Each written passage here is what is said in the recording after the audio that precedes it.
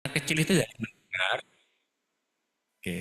Anak kecil dari mendengar, kemudian diulang-ulang, mendengarnya pun berkali-kali, ngebentuk sebuah kata, dia coba ucapkan, sampai saat umur 4 tahun, dia sudah bisa mengekspresikan apapun yang ada di dalam pikirannya.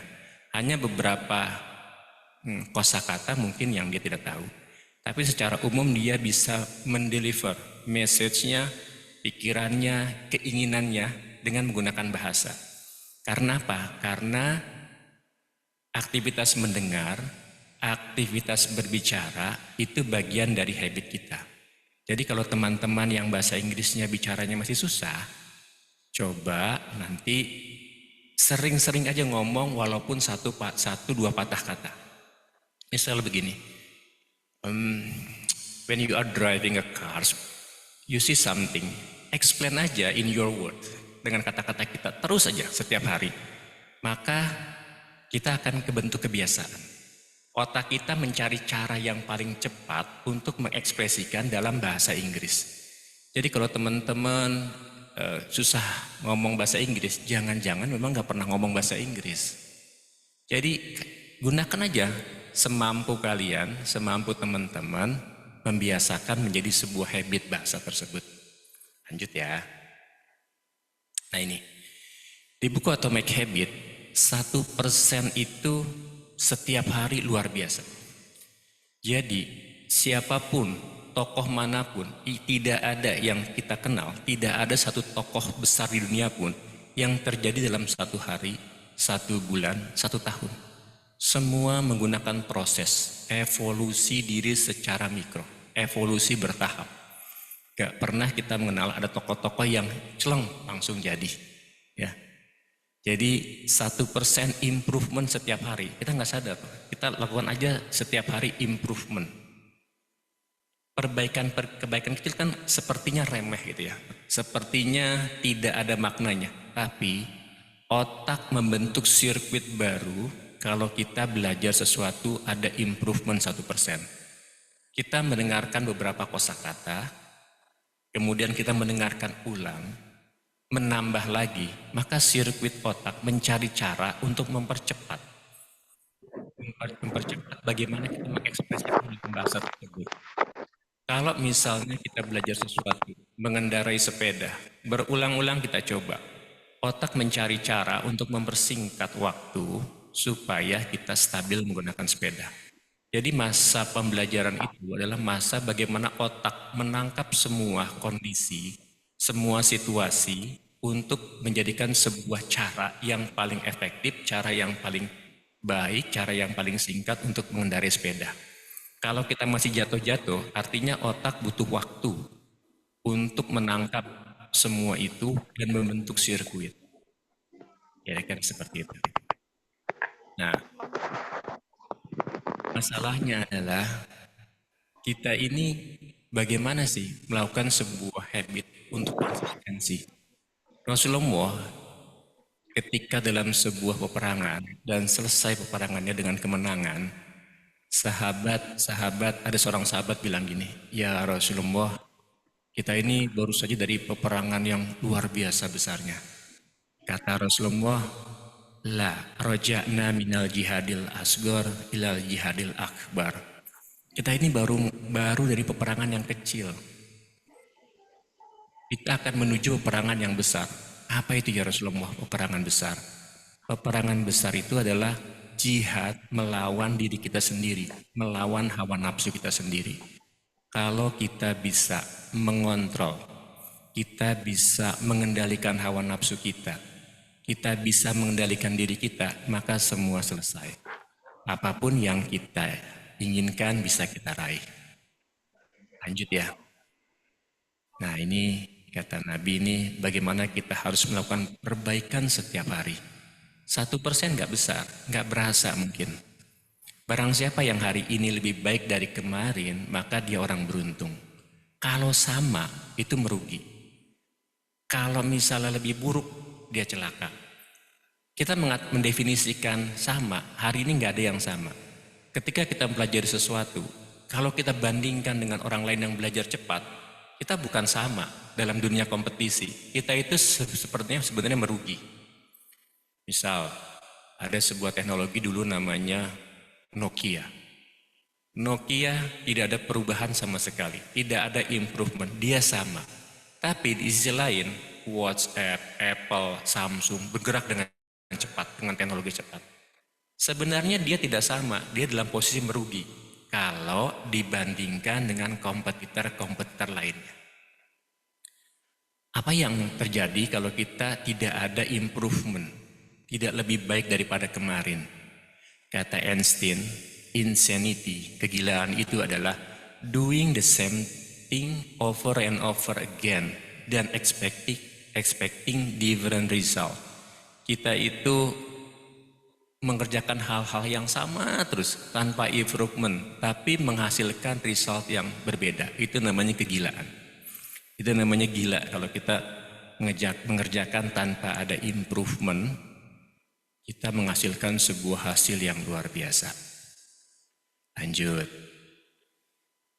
Nah, ini sebenarnya habit loop-nya itu udah diperkenalkan oleh psikolog namanya B.F. Skinner, itu bahwa sebuah habit kebentuk itu dari rutin, dari aktivitas, kemudian ada dari Q itu adalah petunjuk, kemudian kita lakukan dan menghasilkan reward terus berulang-ulang. Dilakukan berulang-ulang sehingga membentuk habit. Sampai di sini ada pertanyaan apa kita selesaikan dulu, Mbak Zuyin? Silakan diselesaikan dulu Kang Ben. Ya, nanti ada sesi untuk tanya jawabnya. Kalau ada yang nggak ngerti nggak apa-apa diinterap aja ya. Oke, siap. Jadi ini contoh bagaimana kesuksesan ngebentuk habit. Dulu British Cycling, ya, sebuah federasi sepeda di Inggris, Britania Raya, 100 tahun hampir puasa medali. Baru tahun 2003, David Breswell, itu direktur performanya, direkrut, kemudian melakukan perubahan-perubahan yang kecil. Dari misalnya sepedanya dilumuri dengan alkohol supaya bisa menggrip di jalan. Kemudian dari cara berpakaian para atlet dipikirkan cara improvementnya supaya aerodinamis, bisa tidak berat melawan angin. Kemudian bagaimana dia cari gel supaya pemulihan otot bisa cepat pulih. Dia meminta semua peserta misalnya rumahnya itu, kamarnya harus dicat putih sehingga biar terlihat bersih. Kalau terlihat kotor, maka kalau putih kan terlihat kotor ya, maka kalau kotor itu bisa mempengaruhi performa, bisa mempengaruhi tingkat kesakitan seorang atlet. Dia cari semua cara, walaupun kecil-kecil, sampai merubah sadel sepedanya, merubah dudukan dan sebagainya supaya itu tercapai. Apa yang terjadi, perubahan-perubahan kecil itu dilakukan secara konsisten. Maka pada Olimpiade dari 2003, 5 tahun kemudian, ya, di 2008 di Beijing, 60% medali itu dipegang oleh tim Britania Raya, oleh tim Inggris.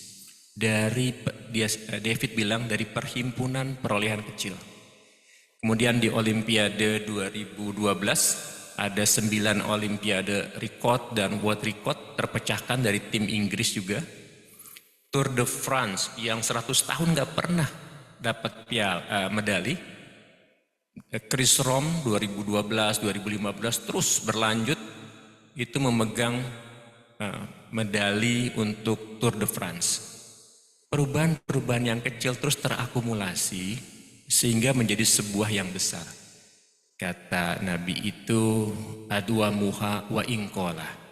Perubahan-perubahan itu kecil tapi Allah suka karena otak mencari cara, ngebentuk cara supaya dia menjadikan sebuah sirkuit yang sangat singkat, yang sangat terlatih.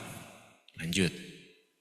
Nah ini problemnya itu adalah ketika orang melakukan sesuatu tidak ada perubahan, ya, ini disebut dengan lembah kekecewaan, valley of disappointment.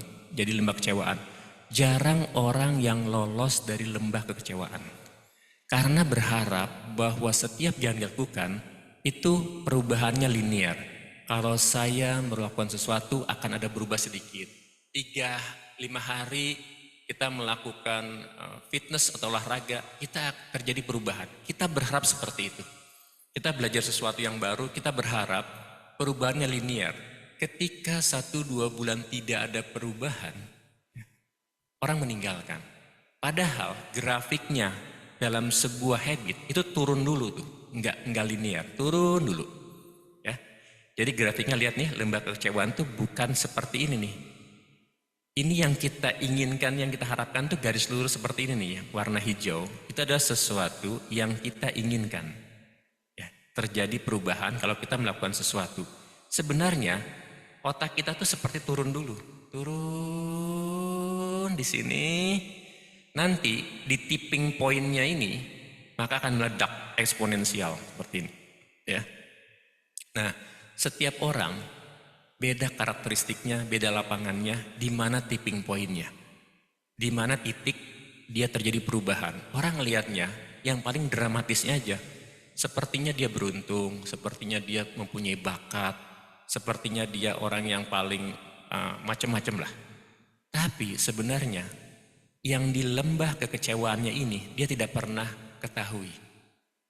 Jadi yang benar itu dia lewatin di lembah kekecewaan itu, di titiknya ini baru terjadi sesuatu. Dan terjadinya itu ledakan yang luar biasa. Ya. Nah ini makanya kenapa orang yang di finish terakhir itu, di titik-titik terakhir itu sedikit orangnya. Karena dia tidak berhasil di lembah kekecewaan. Lanjut ya. Nah, ini ya, kalau kita improvement 1 hari aja, 1% setiap hari aja. Kalau di rumus ini, di rumus yang sebelumnya, ini ya. Kalau kita perbaikan 1% setiap hari nih, lihat nih rumus kompon habit komponnya. 1 ditambah 0,1 dikali 365, maka kita 1 tahun itu 37%. Kita jadi kemampuan kita tuh meningkat 37 kali, bukan 37%. Kita nggak sadar tuh. Yang penting komitmen 1% setiap hari. Jadi kalau di tahun baru ini, kebetulan baru Februari ini, nanti ketemu Februari lagi ya. Teman-teman harus jadi lebih baik 37 kali dari sekarang. Versi the best of version itu loh. Jadi versi terbaik teman-teman itu harus terjadi 37 kali. Kalau kalian komitmen yang seperti kata Rasulullah itu ya, yang paling dicintai Allah itu seperti itu. Nah, apa yang terjadi kalau kita misalnya ngalamin keburukan terus tuh, turun 0,1 terus sampai di garis ini nih kita nih. Jadi seiring dengan waktu itu musuh bagi orang yang menjalankan bad habit. Kata Imam Syafi'i itu waktu laksana pedang. Di peperangan, kalau kita nggak bisa menggunakan pedang dengan baik, pedang juga yang akan menebas kita. Jadi kalau kita bisa memanfaatkan pedang tersebut, kita bisa memanfaatkan waktu untuk perbaikan, maka kita akan diuntungkan oleh waktu tersebut.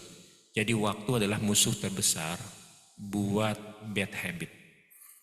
Tapi waktu adalah sesuatu yang sangat luar biasa bagi orang-orang yang menjalankan good habit. Ya, Nah ini inspirasi dari pohon bambu ya. Teman-teman kalau lihat pohon bambu, 5 tahun itu pohon bambu tidak keluar. Ada pembesaran akar yang luar biasa.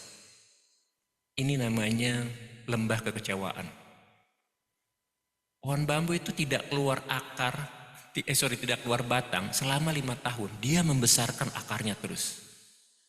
Tapi setelah akarnya cukup kuat dan cukup bisa mengabsorb semua nutrisi yang ada di tanah, dalam waktu 6 minggu 90 feet akan tumbuh.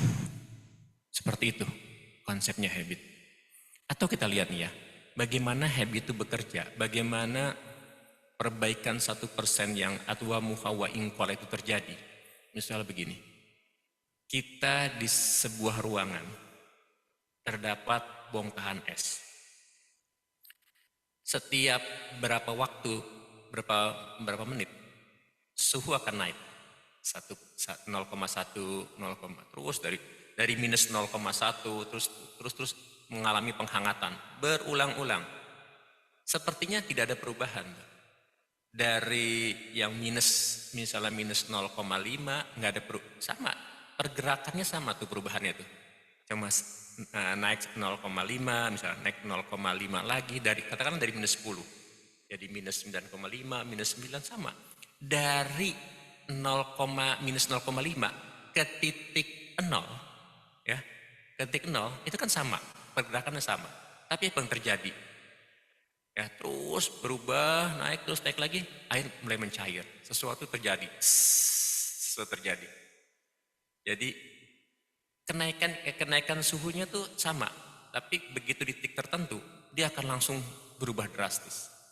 Sama juga seperti sel cancer. Sel cancer itu menguasai tubuh tanpa diketahui sama sekali.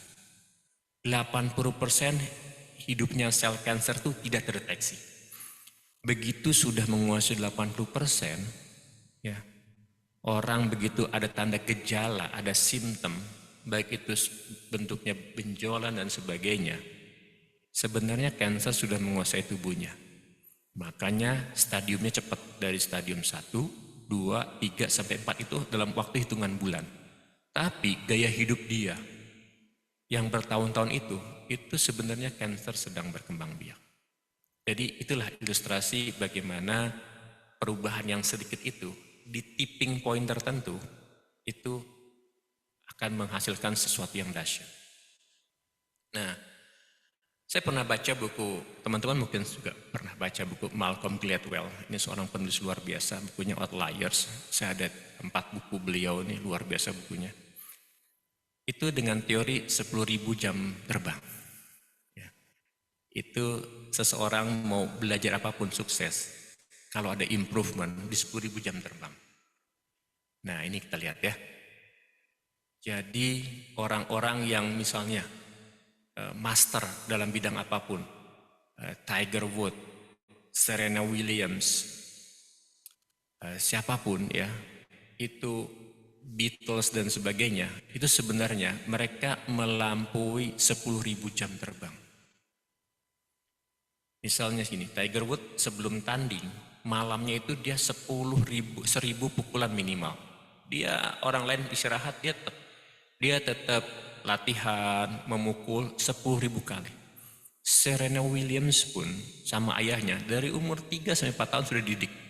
Setiap hari ada 500 kali lemparan, terus dia lakukan terus seperti itu. Ya, saya enaknya biar gerakan cepat ini aja ya. Jadi saya kecilin dulu ininya. Nah, ya. Jadi dia lakukan 500 kali lemparan setiap hari dari pagi sampai sore. Kalau dikalkulasi sampai dia berhasil itu melampaui 10.000 jam terbang. Michael Jordan juga seperti itu. Dia itu beratus-ratus kali tembakan gagal. Kalahnya 300 kali. Tapi begitu dia lakukan konsistensi, dia lewatin lembah kekecewaan itu, dia tetap melakukan perbaikan. Tiba-tiba dia jadi seorang pebasket yang luar biasa. Jadi kalau misalnya ada seorang misalnya menggunakan instrumen alat musik, misalnya piano dan sebagainya. Kalau dia masih tingkat RW misalnya, atau masih tingkat RW atau tingkat kelurahan, berarti dia baru melakukan perjalanan 500 jam terbang misalnya. Kalau dia perbaiki terus, dia latihan terus, naik misalnya 2.000 jam terbang dengan improvement, udah tingkat kabupaten. Jadi yang namanya master itu, memang tanpa kita sadari, itu sudah perjalanannya 10.000 jam terbang. Nah, teman-teman harus lakukan itu, perbaikan setiap hari terus. Jadi, apapun kalian mau inginkan sebenarnya, itu bisa kalian lakukan selama kalian melakukan improvement setiap hari. Lanjut ya.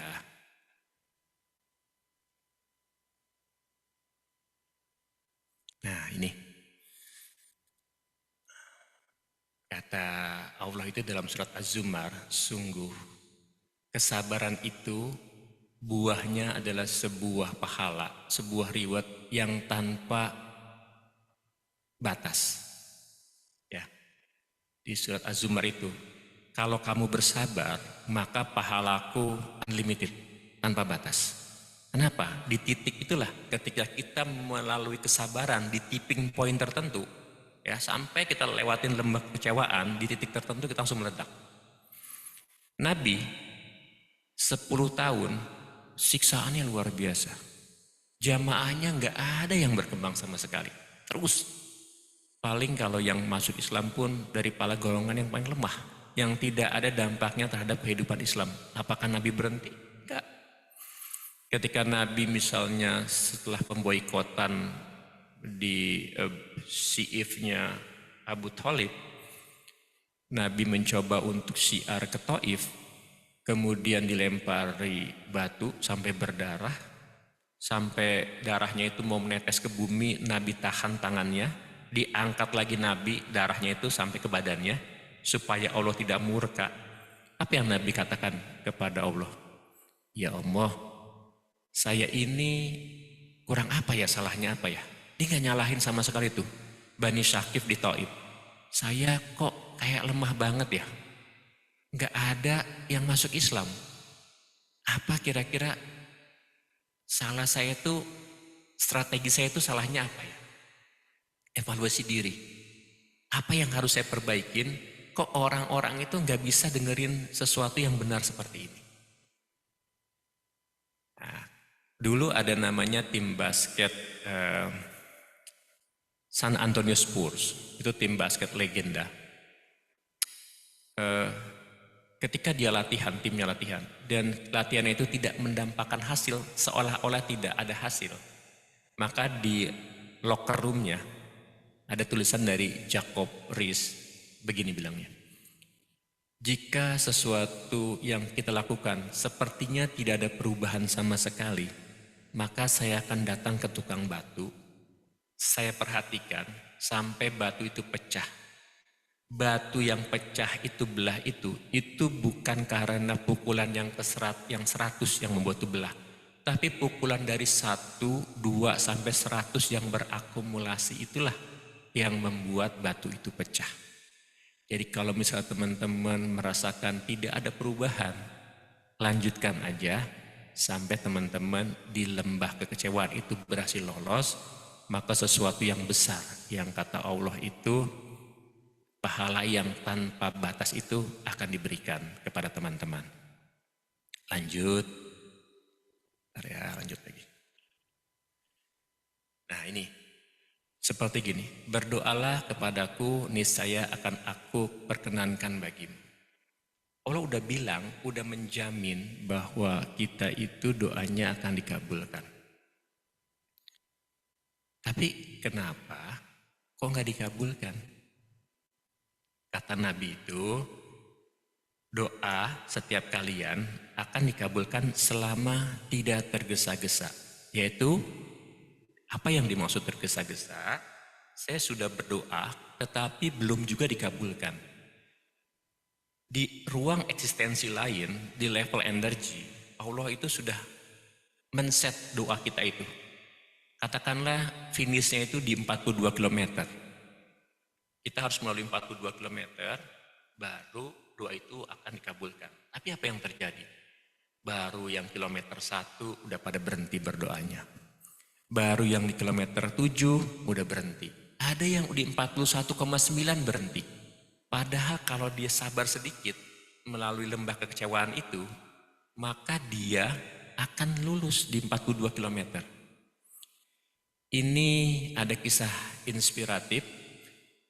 Saya baca bukunya, saya lupa nama judul bukunya itu. Think and Grow Rich. Think and Grow Rich kalau nggak salah lupanya. Jadi ada R.U. Derby sama pamannya lagi musim pencarian emas di Maryland. Jadi dia akhirnya berangkat ke sana, pinjam uang ke saudara-saudaranya, dia menggali emas dan berhasil dapat emas. Luar biasa berhasil dapat emas. Terus dia gali-gali terus, pinjam lagi modal, digali-gali terus dapat emas, akhirnya berhenti. Berhenti dia di sebuah titik, kok nggak ada emas lagi, dia gali nggak ada emas lagi, dia gali nggak ada emas lagi. Akhirnya dia berhenti, dia jual peralatan pertambangannya ke toko loak. Kemudian toko loak nanya, "Bapak kenapa?" "Oh itu saya menggali di situ, tapi nggak ada emasnya." Akhirnya tukang loak itu menghubungi ahli geologi. Dia lihat urat emasnya. Wah ternyata ini urat emasnya sudah dekat nih, bentar lagi nih. Dan benar saja, begitu digali oleh tukang loak dan ahli geologi itu ternyata ada bongkahan emas yang luar biasa, yang reserve-nya itu jutaan ton. Tahu teman-teman, jarak antara dia menggali terakhir dengan reserve emas yang besar itu cuma jaraknya 3 kaki. Cuma 1 meter. Kalau dia sabar aja 1 meter, maka dia salah satu orang yang kaya mendapatkan reserve emas yang luar biasa. Kalau dia bersabar 1 meter lagi. Di dalam kesabaran itu dia harus pelajari tuh uratnya, apa istilahnya, kalau pertama namanya SIM. Uratnya emas tuh kelihatan nggak bisa. Dia pelajari, harus diperbaikin tuh. Dia sambil menggali, tapi dia mempelajari. Harusnya seperti itu. Karena dia tidak sabar dan dia tidak melakukan perbaikan, tinggal 1 meter lagi sebenarnya dia mendapatkan hasil yang luar biasa.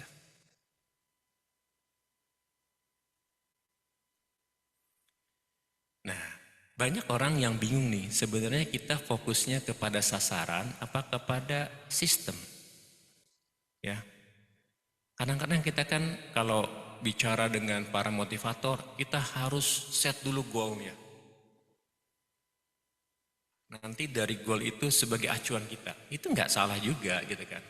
Tapi apakah kalau kita melakukan perbaikan yang 1% itu akan nyampe ke sana? Bahkan banyak yang lebih nyampe kalau kita fokusnya ke sistem. Jadi kita sasaran itu, outcome itu sebagai arah aja. Bukan sebagai tujuan akhir kita. Tujuan akhir kita adalah seperti Nabi. Kita harus lebih baik daripada kemarin. Walaupun 1%. Seperti itu kira-kira. Nah ini kesalahan-kesalahan orang nih. Karena menetapkan sasaran, pecundang dan pemenang itu sama. Memiliki sasaran. Apakah orang yang mau ke World Cup di Piala Dunia ini, semuanya sasaran sama? Sama. Antara pemenang dengan pecundang itu sama, mereka menetapkan sasaran yang sama, tapi bedanya yang satu dengan perbaikan.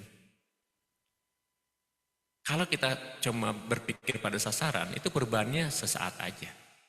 Bahkan ada yang bilang, saya akan bahagia kalau misalnya saya telah mencapai begini.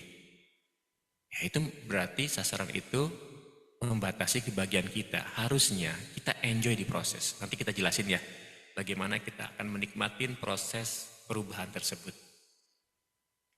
Jadi sasaran itu mau kita itu nanti pencapaiannya udah di level nasional, di level internasional, di level kabupaten, kita nikmatin prosesnya aja.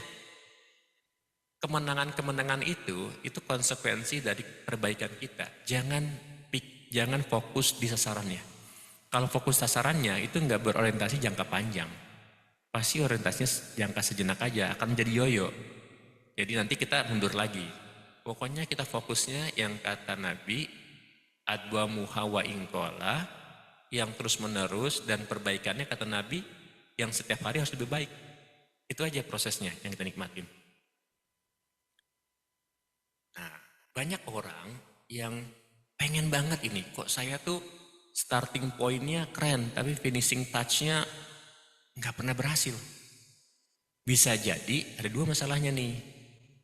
Ya, mengubah suatu salah sasaran kita nggak tahu, atau kita caranya salah. Jadi kita cara mengubahnya itu nggak tahu. Atau bisa juga tadi itu, kita nggak tahu. Kita pengen banget, gagal lagi. Baru ikut pelatihan motivasi atau ikut kelas self improvement. Rasanya 1 sampai 3 hari kita kayak jadi orang yang berubah. Segala sesuatu pengen diubah sama kita. Seiring waktu, kedua, hari ketiga, ketujuh udah jadi orang yang sama lagi. Kita kembali ke kebiasaan kita lagi. Tidak terjadi internalisasi di dalam otak kita. Tidak terjadi internalisasi perubahan. Jadi masih di eksternal perubahannya. Nah ini.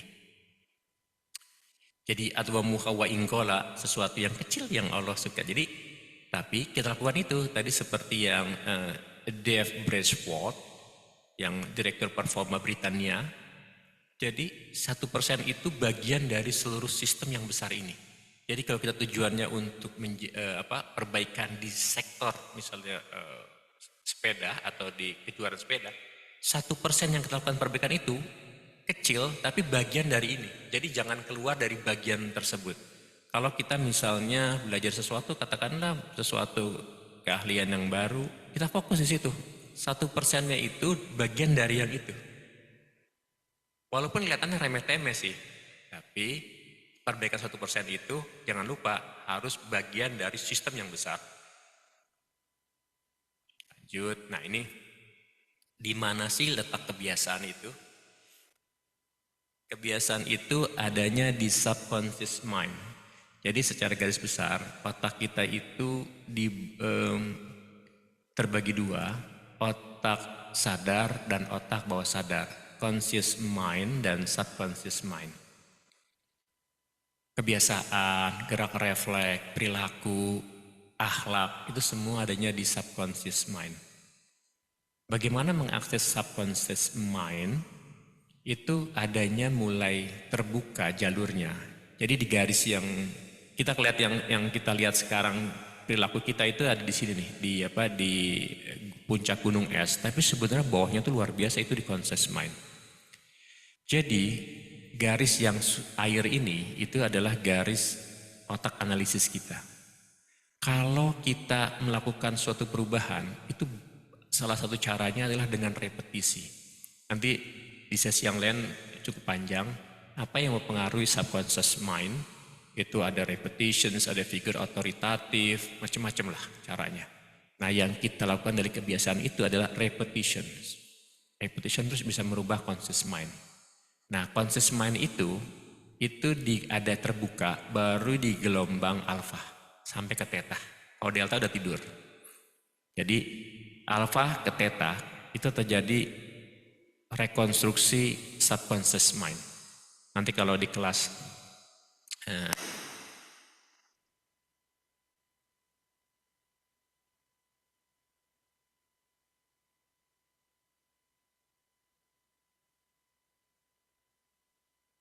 tes satu. Sorry, suara saya masih dengar nggak? Ya, terdengar.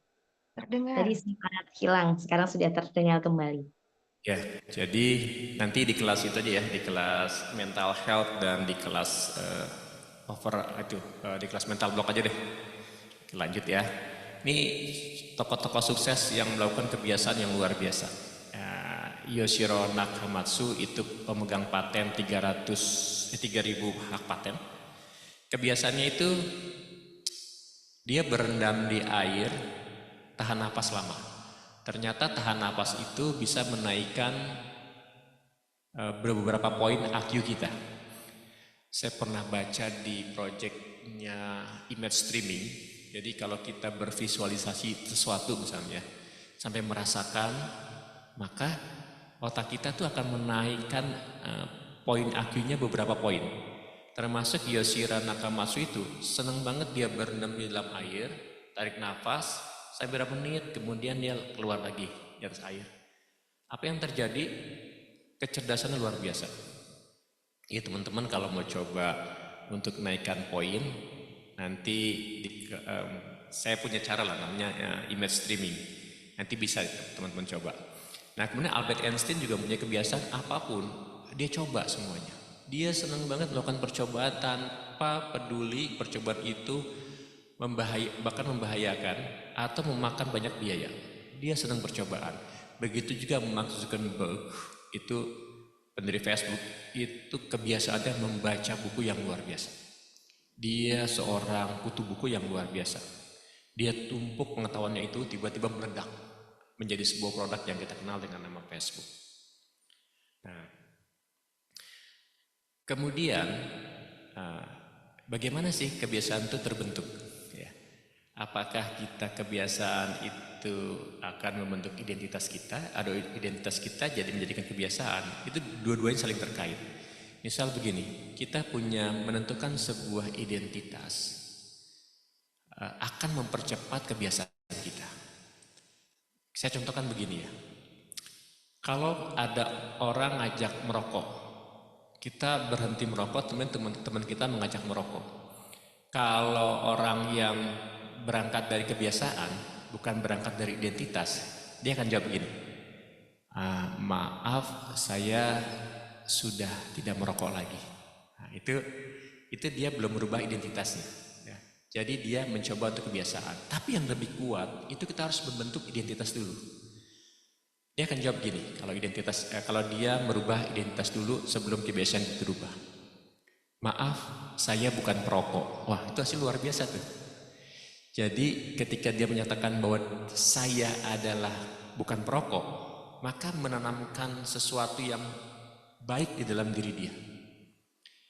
Bukan berarti dia tidak berubah juga kalau kita bilang saya tidak merokok, tapi kekuatan untuk perubahan dalam diri itu sebaiknya berangkat dari identitas dulu. Ya, jadi kita rubah dulu identitas diri kita mau jadi apa? Tentukan dulu kita mau jadi apa. Nah, misalnya gini, dua hal simpelnya, putuskan Anda ingin menjadi apa. Kemudian buktikan dengan kemenangan kecil, nggak usah yang gede aja. Terus kemenangan kecil dibuktikan, maka nanti identitas itu akan diperkuat. Kita akan menguat identitas tersebut. Jadi Rasulullah itu sebelum dapat gelar Rasulullah, SK-nya itu kan bi'sahnya, SK-nya dari Allah itu umur 40 tahun. Apakah Rasulullah itu mempunyai identitas sebelum dapat gelar Rasulullah? Punya. Misalnya Al-Amin, Fatona, Siddiq, Amanah. Rasulullah dapat gelar kemanusiaan dulu dari manusia, ya, dengan kemenangan-kemenangan kecilnya itu, dan dia putuskan menjadi seorang yang Al-Amin. Akhirnya di titik yang tipping point tersebut sudah mulai Allah angkat beliau menjadi seorang utusan Allah, seorang Rasul. Ini ada chat apa nih? Suaranya hilang timbul. Oh, sekarang suaranya hilang timbul nggak? Aman, Pak. Suaranya sudah aman, Kang Ben. Ya. Oke. Timbul tadi ya. Oke, lanjut ya. Ini kecepatan apa enggak ya ngomongnya? Karena waktunya, aduh udah 8:30 ya. Kecepatan apa terlalu lambat? Mohon masukannya. Tidak terlalu cepat. Oke, ya. Nah, kita mulai 4 aturan atau 4 hukum untuk membentuk sebuah kebiasaan. Dulu ada psikolog namanya Edward Thorndike. Jadi dia menaruh beberapa ekor kucing di sebuah labirin, sebuah lorong, ya. Pertama, kucing itu mencoba-coba, mengendus-endus bagaimana supaya keluar dari labirin tersebut. Begitu keluar, dia dapat reward dari Thorndike. Pertama kali waktunya 160 second untuk keluar dari lorong tersebut. Terus grafiknya turun naik sampai kucing itu belajar dari pengalaman, sampai dia melakukan secara otomatis. Waktu yang terbaiknya adalah 6 detik. Jadi otak itu selalu cari cara untuk menghemat energi. Otak selalu cara untuk mempersingkat waktu. Desainnya otak itu seperti itu. Jadi kalau sesuatu yang kita ulang-ulang terus, baik itu mengendarai mobil, cara kita berbicara, cara kita bersikap, cara kita melakukan sholat dan sebagainya diulang-ulang dengan perbaikan-perbaikan tersebut, maka otak akan mencari jalan pintas, ya, jalan pintas untuk menyelesaikan sebuah banyak masalah, asal kita melakukan perbaikan. Karena kenapa Allah desain sebuah kebiasaan? Karena kalau misalnya kita mengandalkan otak sadar kita, semua dipikirin, ya, semua mau kita makan, mikir kenapa sendoknya begini, buka pintu gimana caranya. Otak sadar itu kan otak memorinya short term memory. Jadi segala sesuatu dipikirin, maka hidup kita akan capek. Begitu masuk ke subconsciousness, Allah desain sebuah kebiasaan, ada berapa hal yang kita nggak perlu pikirkan lagi. Cuma masalahnya adalah apakah kita membentuk sesuatu yang di subconsciousness itu, akhlak itu adalah sesuatu yang baik apa tidak. Kalau kita meresponnya baik, itu luar biasa. Ketika Rasulullah disakitin, respon Rasulullah itu luar biasa, berbeda dari respon orang-orang selain Rasulullah. Misal ketika beliau disakitin, dihina-hina, padahal setiap hari beliau memberi makan seorang Yahudi buta di pojok pasar di Madinah.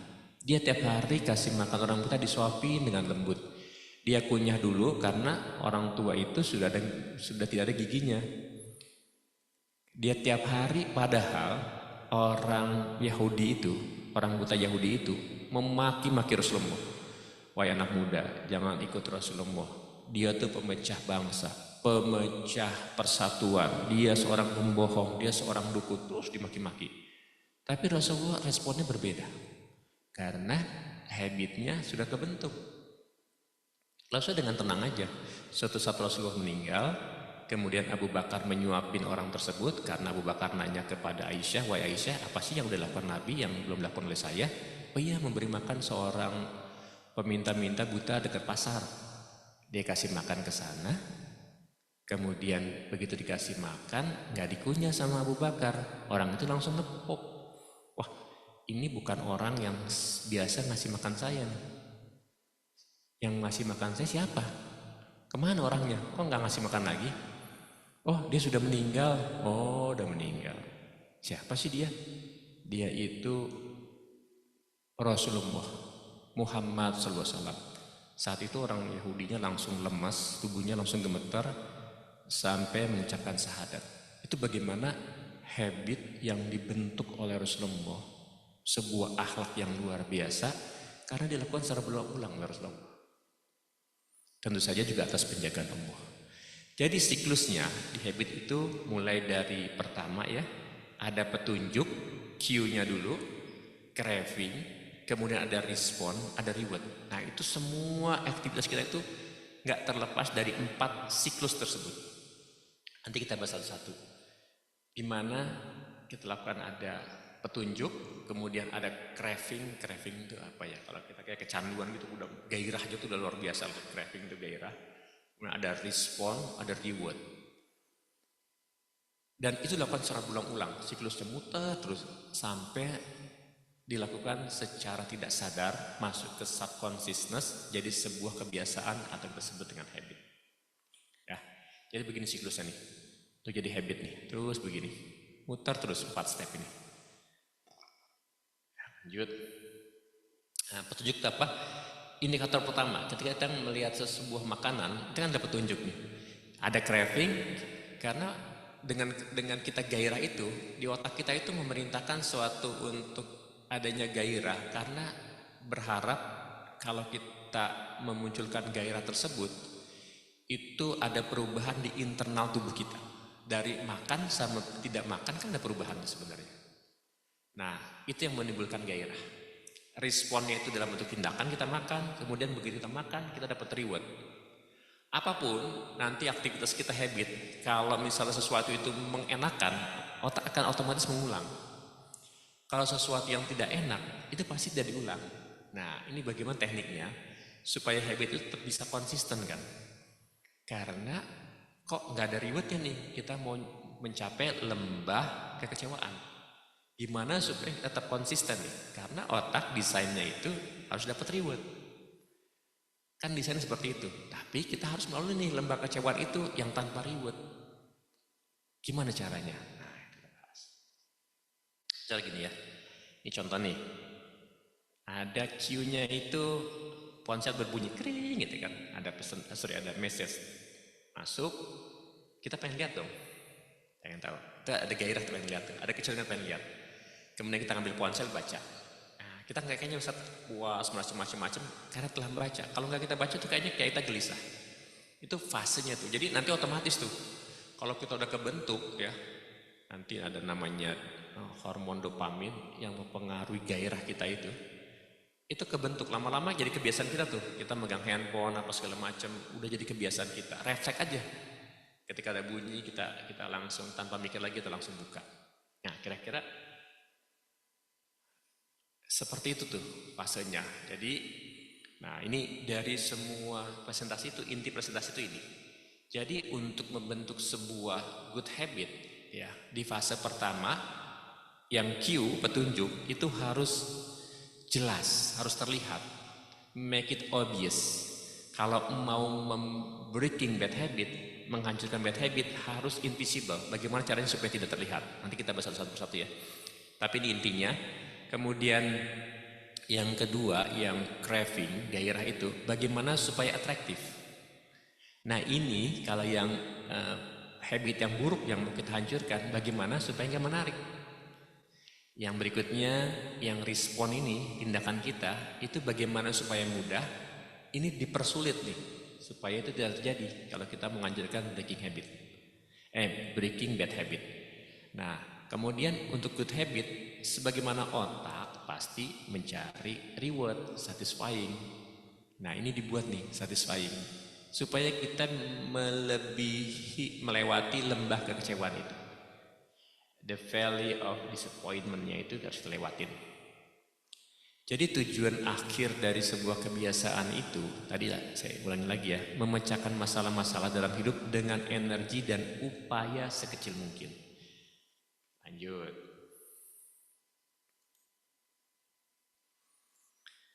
Nah, ini bahasa Indonesia kira-kira beginilah. Jadi kalau misalnya petunjuk harus terlihat, craving harus menarik. Jadi semua siklus kehidupan itu seperti itu. Good habit seperti ini, bad habit seperti ini. Lawannya aja kalau bad habit. Oke, ini sedikit ya. Nah, kita mulai dari yang cue dulu. Kenapa harus obvious? Obvious harus terlihat. Kenapa petunjuk harus terlihat kalau kita ngebentuk sebuah habit? Sama gini. Ini ada beberapa poin-poin pentingnya ya. Di yang pointing and calling, habit scorecard, implementasi, menumpuk kebiasaan di Derot Effect, kemudian kita harus mendesain environment kita, dan yang terakhir adalah konteks. Ini untuk yang Q. Selagi ini. Ya. Bagaimana supaya menjadi terlihat? Kan gitu kan. Misalnya begini. Kalau kita mau minum air putih targetnya 1,5 liter per hari. Supaya Anda tidak lupa, Anda taruh tuh air putihnya itu di depan kursi Anda, di depan meja Anda. Atau Anda harus kadang lupa minum, kayak saya rutin minum habatus sauda, maka saya taruh habatus sauda itu di sesuatu tempat yang terlihat oleh saya. Nggak bisa tuh kalau saya misalnya naruh sesuatu pasti lupa.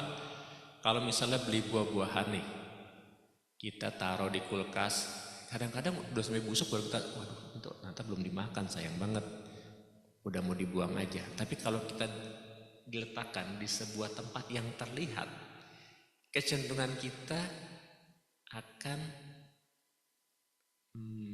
memakannya tuh sangat tinggi. Nah ini ada pointing and calling. Jadi kereta di Jepang, Shinkansen itu ada seremonial unik dari petugas kereta sebelum take off keretanya. Dia menyebutkan sesuatu secara menunjuk dan mengatakan secara keras. Jadi sebuah ritual, ini aman, ini aman, ini aman, lampu sudah aman, penumpang sudah naik semua, itu disebutkan semua. Dan apa yang terjadi? Proses kecelakaan itu menurun sampai 80%. Karena dia menggunakan sesuatu yang dia ucapkan dengan keras. Seperti kalau kita mau berangkat sesuatu nih, kadang-kadang kita sebutkan aja nih, misalnya kita mau bisnis trip atau travel kemana lah, holiday, mau umroh lah misalnya, bawa ini, atau kita belanja di department store kita, dari supermarket, kita sebutin tuh semuanya tuh. Itu salah satu cara juga supaya kita bisa terlihat, bisa terdengar. Itu juga membantu kebiasaan. Nah, ada juga sebelum kita menentukan sebuah kebiasaan, kita lihat nih yang daily basis kita nih, yang kegiatan sehari-hari harus diinventarisir dulu nih. Jadi kita mempunyai sebuah catatan, ya misalnya bangun pagi sesuatu yang positif, tandain. Sholat tepat waktu, identifikasi semuanya tuh. Mengecek rutin HP setiap bunyi, nah itu kan negatif nih. Screen time kita harus dikurangi nih, scrolling terus, apalagi kalau misalnya Harbolnas nih, ada diskon. Nah itu bawaan kita kan bawaannya pengen ngeliat mulu tuh, Shopee, ngeliat Tokopedia. Itu kita identifikasi dulu tuh ke bawah. Kalau yang netral-netral yang udah biasa, mandi, berpakaian tuh normal. Kita identifikasi dulu sesuatu yang kita ini 24 jam, waktunya buat apa saja. Orang yang sukses seperti Bill Gates, Steve Jobs, Elon Musk, semua sama, waktunya 24 jam. Tapi apa yang membedakan dia dengan kita? Dia tahu tuh bagaimana menggunakan waktunya. Dan juga tahu bagaimana how to improve their daily basisnya itu. Dia terus perbaiki. Jadi tadi itu selain kita sebutkan juga, kita harus mengidentifikasi ini sesuatu yang kita sehari-hari ini. Kalau kata Umar itu, hisaplah dirimu sebelum Allah hisap kamu, gitu kan? Karena kita sudah lupa tuh aktivitas kita yang minggu lalu. Minggu lalu misalnya Mbak Zuyin ngapain aja udah lupa. Kalau nggak kita identifikasi dari sekarang, ya kan? Iya. Kalau nggak kita hisap dari sekarang itu udah lupa. Nggak usah minggu Iya, betul. 2 hari yang lalu aja udah lupa, ya. Jadi coba diidentifikasi. Nah, tadi udah kata-kata yang keras-keras ya. Nah ini, yang berikutnya adalah niat implementasi. Jadi gini, ada sebuah peneliti di Belanda membagi 248 siswanya. 248 itu dibagi 3 kelompok, kelompok 1 dan kelompok 2, serta kelompok 3. Kelompok 1 dan 2 itu dikasih motivasi. Satu tidak kasih motivasi, dan kedua kasih motivasi. Jadi cuma satu, kamu harus olahraga ya, supaya kamu harus olahraga seminggu 3 kali. Yang kedua dikasih motivasi, olahraga itu akan menguatkan otot, suasana hati bisa berubah, kemudian energi akan bertambah, diberi motivasi lah. Nah kelompok ketiga lucu, langsung di set, rencananya jelas, namanya niat implementasi. Kamu mau fitness, jam berapa, di mana, sama siapa? Fitnessnya di Fit Hub Gym, pelatihnya, instrukturnya ini, jamnya sekian di sini. Ternyata setelah beberapa bulan, orang yang niat implementasi itu melakukan olahraga 91% melakukannya. Sementara orang yang tidak punya niat rencana yang jelas ya, hanya 35-38% yang melakukan olahraga. Jadi kalau Anda sudah punya habit yang baik nih, rencanakan habit yang baik dalam hidup Anda, ya udah, ada niat implementasi dulu. Mau baca buku ini, baca bukunya terlihat, mau bacanya jam berapa, segala macam, harus lulus semua sudah terlihat. Ya. Kalau zaman kuliah dulu kita kan bilangnya kalau udah ada bukunya hati tenang gitu lah. Walaupun belum tentu dibaca gitu kan. Nah ini enggak, kita harus ditulis, diniatkan kita mau olahraga, kita mau rajin. Jadi di penelitian itu terbukti bahwa yang diberi niat implementasi itu 91%. Kenapa di Islam kalau baca niat itu digerakkan wajib pertama? Misalnya wudhu nih, baca niatnya di mana? Di waktu membasuh muka, itu gerakan wajib yang pertama. Karena kalau kita masih saya mau pergi insya Allah sekian gitu kan, itu masih azam, masih tekad, belum niat. Kalau udah di jalan naik mobil ya nyetir menuju ke undangan tersebut itu udah niat. Nah dalam aktivitas habit kita itu niatnya itu harus jelas implementasinya ya. Jadi jangan cuma niat baik itu nggak cukup. Jadi harus ada niat implementasi yang jelas. Aduh ini waktunya jam berapa nih ya? Mbak Zujin sampai jam berapa ya? Jam 9. Ini presentasi masih setengahnya ya? Gimana? Presentasi masih setengahnya nih. Gimana tuh? Atau kita buka sesi tanya jawab lebih dahulu, Kang Ben? Tuntas nanti ininya. Iya. Gak apa ya sampai lewat dikit gak apa ya? Ya, baik. Jadi ada dulu namanya kita Diderot Effect. Diderot Effect itu terinspirasi dari Denis Diderot. Ketika dia seorang filsuf yang sangat miskin mau menikahi anaknya, dia menjual perpustakaannya. Karena dia penulis ensiklopedia yang terkenal dan penggemarnya itu salah satunya adalah Kaisar Agung Katarina. Kaget Kaisar Katarina. Oh ternyata orang ini miskin nih, dia mau menjualnya. Ya udah, saya kasih 1.000 pound sterling, kemudian perpustakaannya Anda kelola aja gitu kan. Nah, di Diderot itu tadinya niat menikahi anak cuma pengen punya baju aja yang bagus gitu kan, sama beberapa persiapan. Ternyata begitu dia melakukan pembelian awal bajunya itu, dia ganti karpetnya, dia ganti sofanya dan sebagainya. Akhirnya dari sesuatu yang dilakukan pertama berimbas kepada yang lain. Seperti kita, kalau udah beli mobil, pengen ada perubahan ini, gaya hidup kita jadi meningkat, kita dari eselon 3 jadi eselon 2, itu kan jadi berubah tuh hidupnya. Itu namanya Diderot Effect. Nah, terus apa hubungannya dengan habit kita, Diderot Effect? Jadi kita harus membinding, kata B.J. Fogg dalam bukunya Tiny Habits ya dari Stanford University, dia bilang gini, kalau kita mau merubah sesuatu yang kita ubah, kita baik, coba kita binding, kita ikat dengan kebiasaan yang sudah kita lakukan. Yang kebiasaan itu jadi mandatori buat hidup kita. Jadi kita kaitkan aja, misalnya gini, kalau habis sholat saya harus baca zikir sebanyak 99 kali. Itu kan membinding kan. Kalau saya habis makan sesuatu yang kolesterol, saya harus lari 3 km. Atau saya habis makan agak banyak dikit karbonnya, saya harus push up. Maka itu membinding, salah satu cara untuk supaya kita bisa melihat tuh habit kita tuh.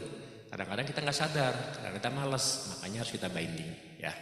Lanjut nih, Anne Thorndike ini meneliti di sebuah kafetaria di General Hospital di Boston, Massachusetts, Boston. Dia melihat nih, kok banyak kasus gagal ginjal gitu loh. Ternyata orang-orang banyak minum Coca-Cola.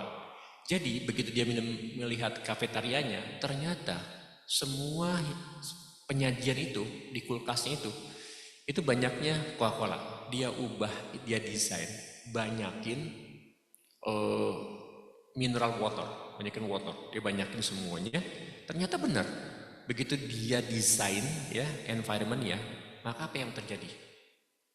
Orang cenderung lebih banyak minum. Jadi kalau kata Hawkins Terms, dia seorang ekonom, orang seringkali memilih produk itu bukan karena apa produk itu, tapi karena di mana produk itu terlihat. Jadi kalau misalnya Anda ke Indomaret, produk-produk yang menghasilkan banyak uang, yang agak mahal, itu taruh di pandangan mata Anda. Tapi kalau produk yang murah, ditaruh di bawah, di sesuatu yang tidak terlihat. Jadi di kasir juga banyak penampakan produk-produk, itu biar terlihat semuanya. Karena sensor reseptor di otak kita itu, di tubuh kita itu ada 11 juta, 10% dari mata. Jadi kita itu harus terlihat. Kalau Anda mau diet, jangan coba-coba naruh martabak, naruh nasi padang, naruh gorengan depan meja Anda. Coba taruh sesuatu yang terlihat yang baik, maka akan berubah semuanya. Jadi kalau kata Kurt Lewins, ya seorang psikolog ini dia bilang nih, perilaku behaviors itu adalah fungsi dari orang dan lingkungan mereka. Jadi needs environment itu sangat mempengaruhi. Kita mulai desain supaya habit kita membentuk suatu habit yang baik. Nah misalnya begini ya, kalau mau olahraga, mau latihan instrumen gitar, ya sudah. Gitar tersebut diletakkan di sesuatu yang terlihat. Atau membaca buku tersebut diletakkan di sesuatu yang pasti kita lewatin. Dulu di Nederland, di pinggiran kota Nederland, itu agak aneh. Listriknya itu 30% lebih hemat daripada wilayah-wilayah lain. Kalau wilayah-wilayah lain itu sama konsumsi dayanya, wattage-nya sama, misalnya 2200 atau 1300, tapi kok ini lebih hemat 30%. Ternyata kalau daerah lain itu letak meterannya itu di gudang, ada yang tidak terlihat, yang hemat 30% itu adalah yang diletakkan di depan pintu akses menuju rumah mereka. Itu kita bisa kontrol. Itu salah satu kenapa kebiasaan kita harus kita desain environment-nya. Singkat langsung aja. Nah ini juga kejadian ya. Waktu itu di siapa namanya? Anggota Kongres Robert Steele ketika dia meneliti di perang Vietnam tahun 71 itu 35% kecanduan narkoba tentara Amerika. Ya. 20% sampai udah parah banget. Nah, khawatir nih bagaimana supaya nanti balik ke Amerika dia masih kecanduan. Ternyata begitu dia pulang ke Amerika hampir nggak ada yang kecanduan lagi. Karena apa? Karena barangnya nggak ada. Karena nggak terlihat lagi gitu loh. Jadi sesuatu yang buruk itu harus uninvisible. Sesuatu yang baik harus visible. Jadi juga sama nih di bandaranya di Belanda, Schiphol itu di toiletnya itu dikasih titik supaya yang cowok itu kalau kencing itu mengarah ke sebuah titik yang bisa biar teratur. Apa yang terjadi? Banyak penghematan di maintenance dan kebersihan toilet tersebut. Ya. Yang kedua, make it attractive. Ya, sesuatu yang harus menarik.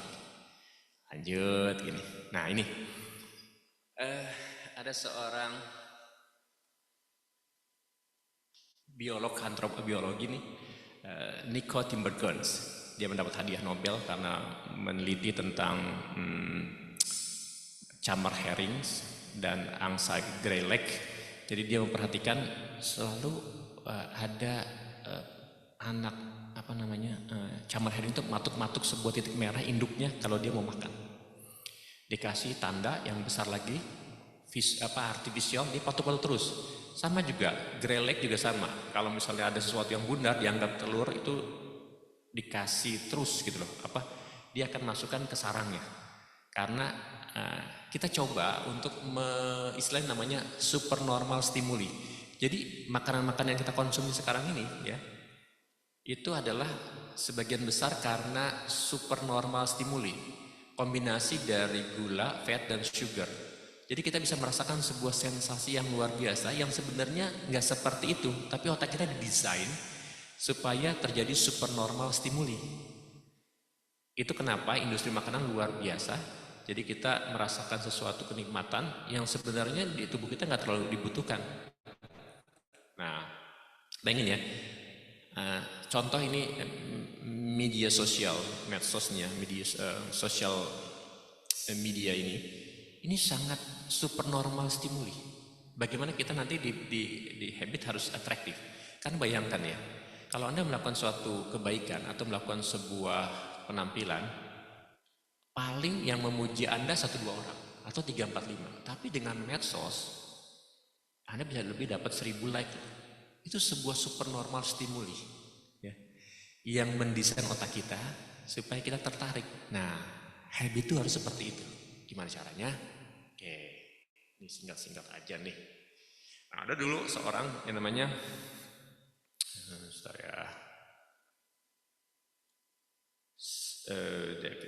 Netflix. Oke, saja ya.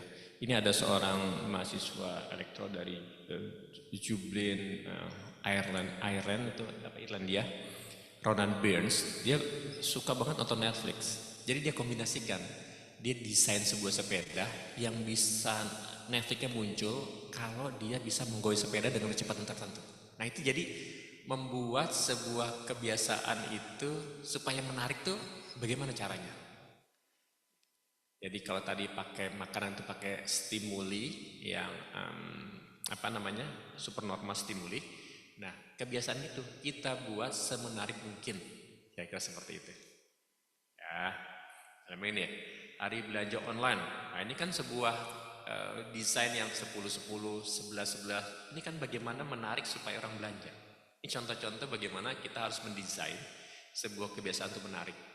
Nah, dulu ada pecatur namanya Judith Polgar. Itu salah satu pecatur favorit saya dari Hungaria kalau nggak salah.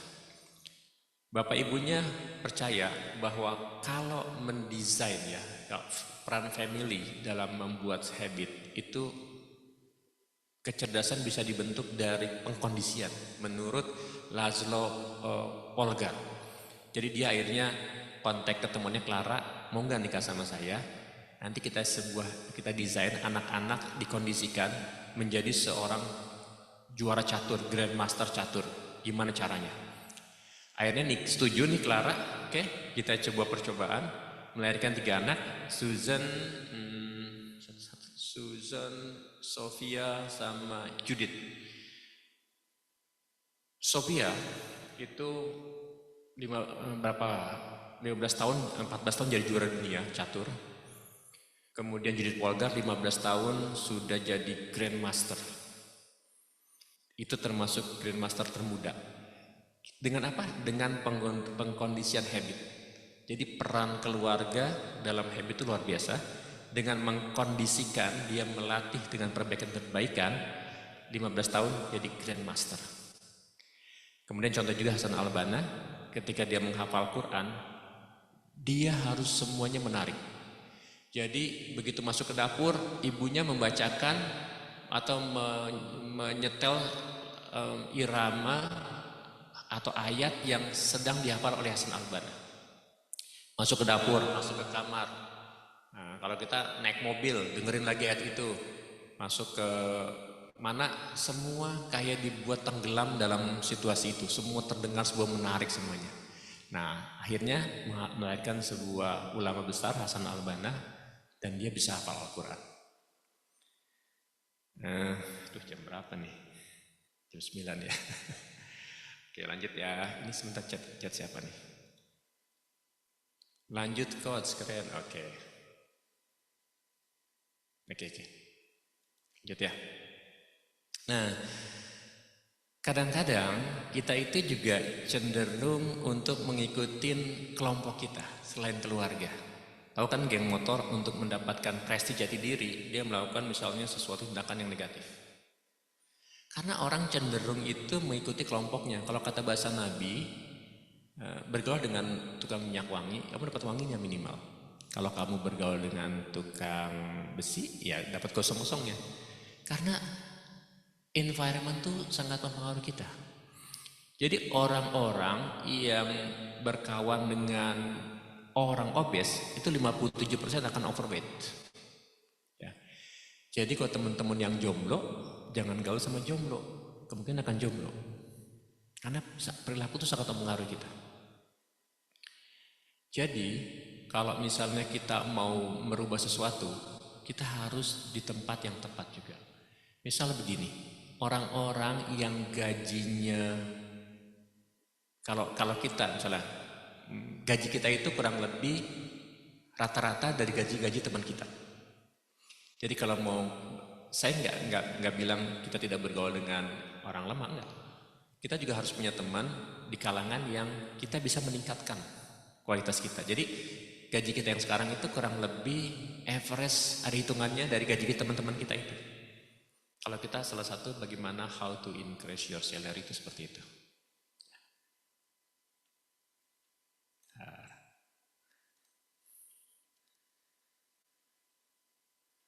Oke,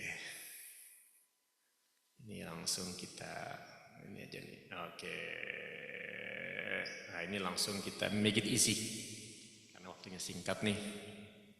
Nah, yang ketiga itu bagaimana supaya respon kita itu jadi mudah.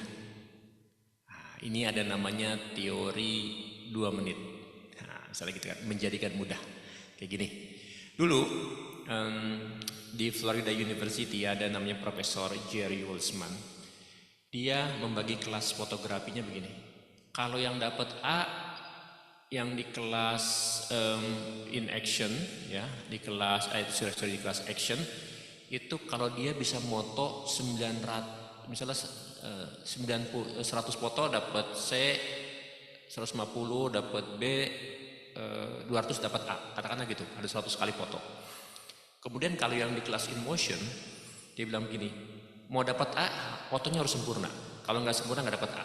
Jadi silakan aja cukup 1 foto, tapi foto yang dilakukan secara sempurna. Baru dikirim 1 foto baru dapat nilai. Kalau nggak dapat sempurna nggak dapat A. Apa yang terjadi? Yang terjadi adalah hasil yang sempurna itu didapat di kelas action. Di in motion nggak ada yang dapat nilai. Gak ada yang sempurna, hanya 1-2 orang. Tapi di kelas action itu banyak banget yang dapat nilai, fotonya banyak dan sempurna gambarnya. Kenapa? Karena dengan kita melakukan sebuah foto berkali-kali terjadi perbaikan yang luar biasa. Jadi kalau kita mau belajar bahasa apapun, belajar keahlian tersebut, lakukan aja dulu sedikit-sedikit perbaikan. Jangan kita menghayalkan mendapatkan sebuah kesempurnaan dulu, Jangan kita mendapatkan sesuatu yang di tingkat yang kan ada gitu, all out or nothing. Kalau nggak all, itu teorinya udah ketinggalan zaman. Jadi harusnya lakukan perbaikan aja. Di kelas action itu foto-foto yang sempurna justru banyak terjadi. Kalau kita menghayalkan sebuah yang kesempurnaan malah nggak jalan. Kita mikirin gimana caranya, ini gini segala macam. Tapi kalau kita action, foto pertama, foto kedua, ketiga terus mengalami penyempurnaan di foto yang 300 itu hasilnya sempurna. Jadi jangan harus bertindak. Sebanyak apapun Anda mengulang-ulang dengan perbaikan itu akan menghasilkan kesempurnaan. Nah ini step forwardnya begini. Kalau kita sudah berjalan perlahan, pokoknya intinya pantang mundur lah. Nanti penjelasannya detailnya kepanjangan. Jadi gini, kalau misalnya ini ada contoh ya garis kebiasaan kita 10 menit melakukan sebuah tindakan jalan kaki, berjalan 10 menit setiap hari, terus ngalamin pengulangan aja terus. Nanti di titik-titik itu energi kita tuh udah terlatih nih, nanti ada peningkatan lagi. Jadi kalau kita lihat di garis ini, berapa lama sih orang akan mengubah disiplin ya? Ini untuk yang habit biasa ya, sepengalaman saya. Itu 66 hari itu bisa energi kita sudah rata. Jadi kita tuh kayak sudah sudah nggak ada energinya, sudah di level yang sangat singkat. Misalnya gini ya, Anda ini suka lupa menaruh sesuatu ya, entah itu either tas atau segala macam. Coba Anda letakkan di sebuah tempat, dipastikan di situ. Hari pertama kayaknya berat banget, sampai 66 hari Anda melakukan itu udah ringan. Bahkan kalau nggak taruh di tempat itu, ada yang ganjal. Nah setiap orang beda-beda. Jadi ada penelitian juga nih di Charles Duhigg, dia bilang 66 hari bisa untuk merubah. Kenapa di Islam itu juga ada puasa segala macam, dari mulai puasa pemanasan, dari mulai bulan Rajab, bulan Sya'ban, itu kan mulai pemanasan tuh, sampai startnya itu di Ramadan totalitas penuh. Itu adalah pengkondisian. Jadi kalau kita mencoba tadi yang di kelas in motion, berulang-ulang kita coba nih ya, nanti otak tuh ngebentuk sendiri, mengalami harmonisasi otak. Jadi kalau kata neuropsikologi HAP ini, dia bilang gini, neuron-neuron yang teraktif waktu kita belajar, nanti tiba-tiba bersama menjadi saling terhubung, gitu loh. Di titik yang tipping point tadi itu kayak terhubung semua, tiba-tiba nyatu dan kejadian luar biasa. Kalau Einstein ketika menemukan teori relativitasnya, dia bilang ada sebuah instinktif yang keluar sendiri di otaknya, dan dia tanpa sadari menghasilkan sebuah rumus relativitas. Jadi itu yang dinamakan harmonisasi otak 7 Hz atau berapa gitu. Kalau sudah teraktivasi nih titik-titik poinnya itu yang tadi yang disiplin-disiplin ini, titik-titik udah kebentuk, nanti akan terjadi yang namanya konektivitas di level neuron kita. Terjadi sinapsis yang luar biasa, jadi sesuatu yang hebat. Ya. Jadi kalau yang sederhana-sederhana tadi Anda ingin merubah, coba lakukan 66 hari dulu deh.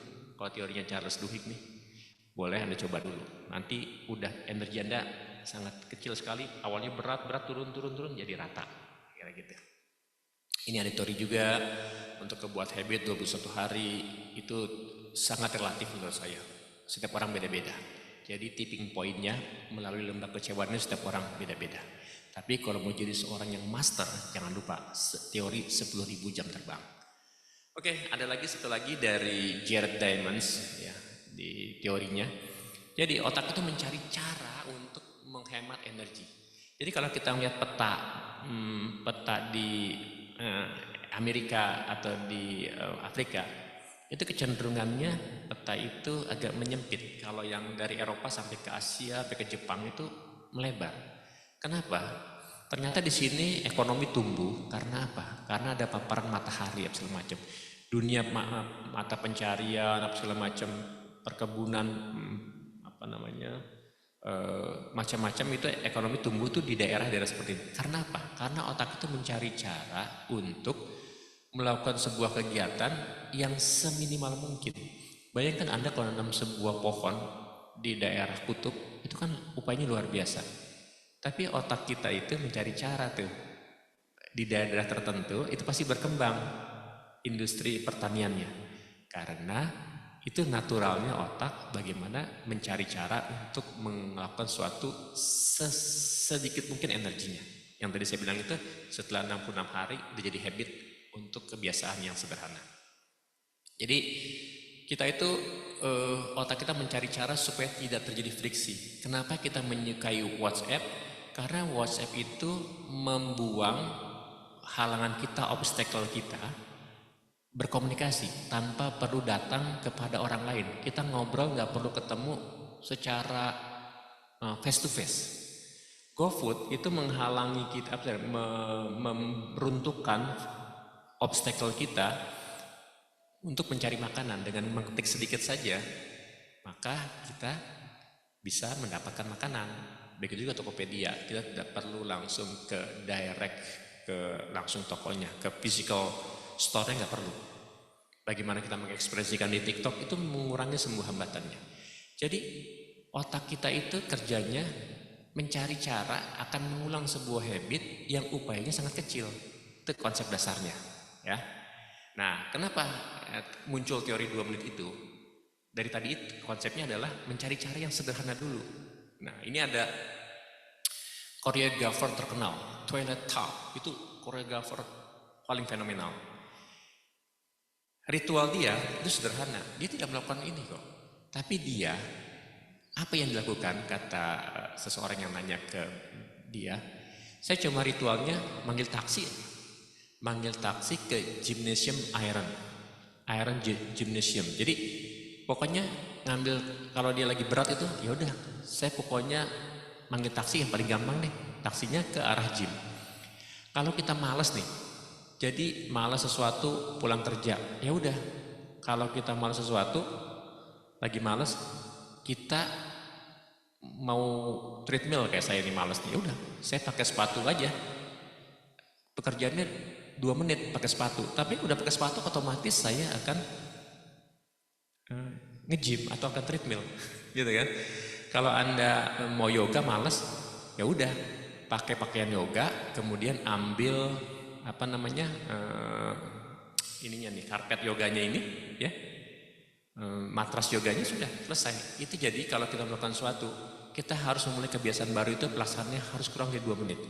Jadi kalau Anda malas, ya sudah, Anda pakai aja kan yang gampang nih, pakai sepatu olahraga atau menggunakan legging, bawa matras, udah pasti Anda akan melakukan kegiatan tersebut.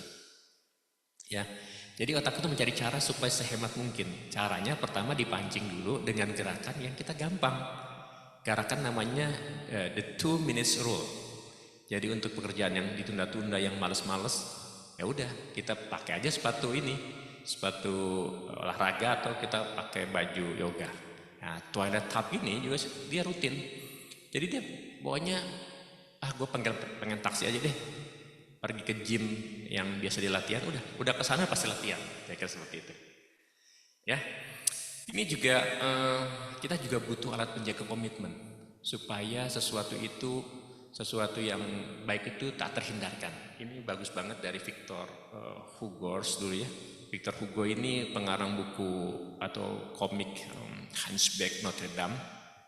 Jadi dia tuh dikasih kejar target bagaimana supaya bukunya itu selesai dalam 1 tahun. 6 bulan dia nggak ngapa-ngapain coba. Akhirnya dia gini bilang, oke. Dia bilang ke asisten rumah tangganya, tolong baju saya taruh di koper semua, sehingga saya nggak punya baju untuk pergi keluar. Akhirnya bajunya dikasih di koper, dia cuma pakai baju yang sangat sederhana, dia malu keluar, dia menulis buku itu tersebut dengan beres, dan 2 minggu sebelum targetnya udah selesai. Jadi kita juga dalam hidup kita nih untuk menjaga komitmen itu harus punya yang namanya penjaga komitmen. Ya. Nah, singkat-singkat nih banyak yang harus saya ceritain, cuma singkat-singkat aja. Yang terakhir itu make it satisfied.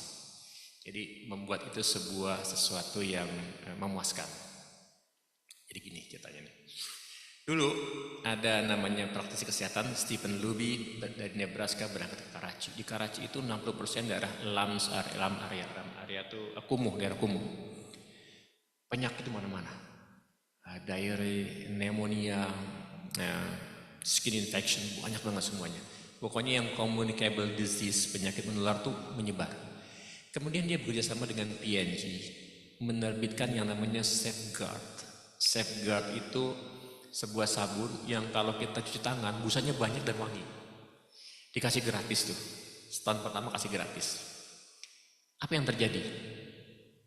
Pneumonia, diare, infeksi kulit turun drastis. Jadi ternyata mereka tuh nggak, sebelumnya juga cuci tangan juga, tapi nggak ada sesuatu yang membuat mereka menarik gitu. Membuat sebuah adanya busa dan wangi itu menarik buat mereka. Bahkan 6 tahun kemudian tanpa dikasih gratis pun ya, apa yang terjadi? Mereka sudah punya sendiri dan beli sendiri. Mereka nggak perlu dikasih lagi, beli sendiri dan punya tempat cuci tangan yang enak. Jadi sesuatu itu harus dibuat sedemikian nyaman, sedemikian menarik. Ya, ini yang permen karet saya skip aja. Saya skip aja yang ini. Nah ini contoh ya. The Marshmallow Test di Stanford University. Ini ada pengetesan. Ini seorang anak dibilang, kamu dikasih permen 1, tapi kalau kamu tahan berapa menit, kamu dikasih 2. Jadi anak-anak itu ada yang sampai gelisah ngeliat permen, ngicip-ngicipin atau segala macam marshmallow-nya itu. Akhirnya apa? Ada beberapa anak yang sabar, menahan, kemudian dia dapatkan 2 marshmallow, yang lain gagal. Ternyata yang bisa mengontrol diri ini berapa tahun kemudian teliti oleh Walter Mischel dari Stanford University, itu orang yang sukses secara finansial, di karir dan sebagainya, secara emosional tidak terjebak dalam drug abuse dan sebagainya.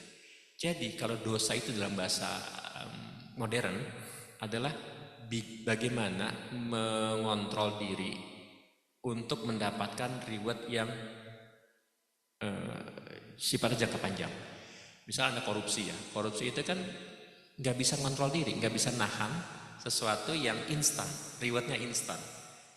Padahal dia pengen cepat kaya. Korupsi, pemerkosaan itu kan cara instan untuk mendapatkan reward. Orang-orang yang seperti itu dalam bahasa agama namanya dosa. Dosa itu adalah kita nggak bisa ngontrol bagaimana kita mendapatkan yang next reward yang lebih besar dari Allah. Bentuknya kebahagiaan bersama rumah tangga dan sebagainya.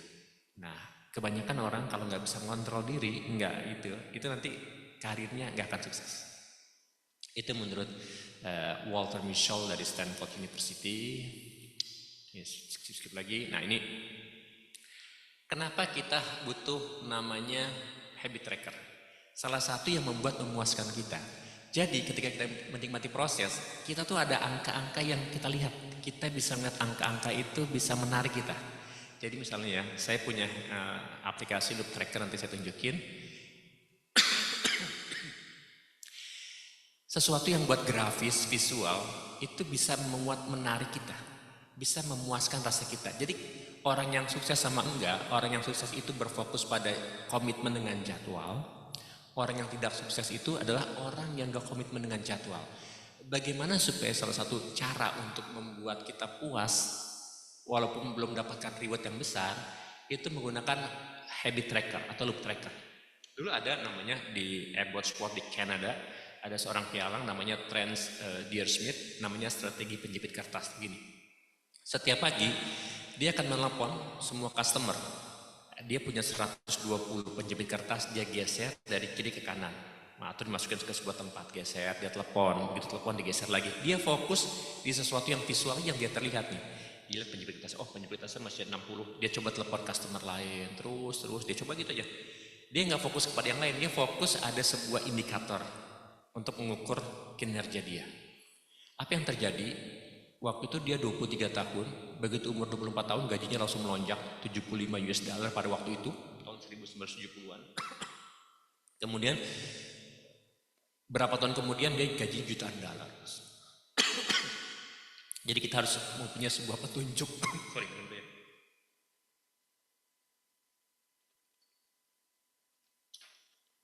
Termasuk juga Benjamin Franklin, inventor dan orang terkenal, dia punya buku catatan. Jadi salah satunya caranya adalah supaya kita komit, kita harus punya yang visual, yang terlihat. Nanti saya lihat contohnya di aplikasi Android. Jadi jangan coba-coba mangkir 2 kali, sekali oke. Kalau kata bahasa agama, kalau kita biasa sholat tahajud, begitu kita ketiduran sekali, Allah akan hitung. Ya, kalau misalnya kita 2 kali itu nggak boleh hitung, tapi yang sekali itu. Karena apa? Karena kalau kita mangkir sekali itu kondisi darurat, tapi kalau kita mangkir 2 kali atau lebih, itu jadi kebiasaan baru yang buruk. Ya, jadi gitu singkat langsung. Yang berikutnya jangan salah mengukur nih. Kadang-kadang kita punya restoran itu penuh gitu kan, tapi ternyata salah ukur. Kita lihatnya ini pasti akan laku, ternyata itu biasanya insidental aja. Cara ngukurnya itu bukan dari jumlahnya, tapi dilihat nih dari makanannya habis apa enggak. Itu kita juga mengukur sebuah kesuksesan ya di loop tracker itu harus menggunakan alat ukur yang tepat. Jangan sampai alat ukur kita salah. Lanjut aja ya. Nih kita skip aja. Nah ini contoh nih. Terus gimana sih fungsi gen kita dalam kesuksesan kita? Apakah ada gen berfungsi? Tentu saja gen berfungsi. Tapi gen itu tidak menentukan takdir Anda di mana tempat Anda. Misalnya gini, saya contohkan ya. Satu orang perenang namanya Michael Phelps. Satu lagi pelari Hikam Algoritz dari Maroko. Ini Michael Phelps ini kan peraih medali emas luar biasa ya. Dalam sepanjang sejarah dia meraih medali olimpiade paling banyak. Satu lagi Hikam, Michael Phelps 190 cm, Hikam 172,5. Tapi tinggi dari batas langkangan sampai ke ujung kaki itu 2 orang itu walaupun tingginya 190 sama 172 sama. Kenapa Michael Phelps memilih renang dengan struktur tubuh yang lebih panjang ke atas? Potensi dia berenang jauh lebih cepat. Hikam kakinya lebih panjang. Bayangkan kalau 2 orang itu ketukar. Kalau misalnya Hikam itu milih berenang, ya, dia pasti nggak akan jadi juara, sehebat apapun. Michael Phelps dengan kaki yang kecil dengan bobot yang 97 kg memilih jalur lari, dia nggak pernah akan jadi pelari yang hebat. Jadi gen Anda itu menentukan di mana Anda harus berkarir.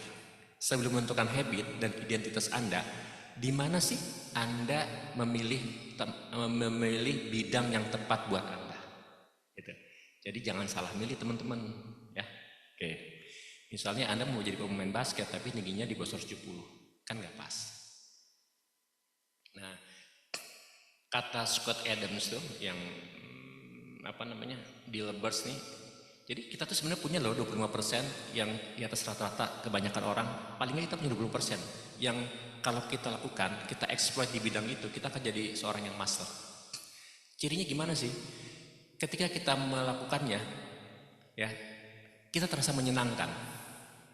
Kita bisa buat lupa waktu, flow, terus kita kayaknya dapatnya manfaatnya lebih besar daripada orang-orang.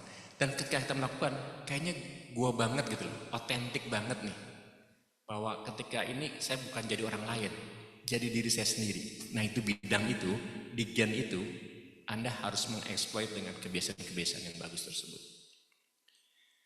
Nah, kalau Anda misalnya, nah ini teori Goldilocks, ketika Anda mau jadi seorang main catur, Anda ngelawan Judith Polgar, Anda langsung frustasi dong, ya kan?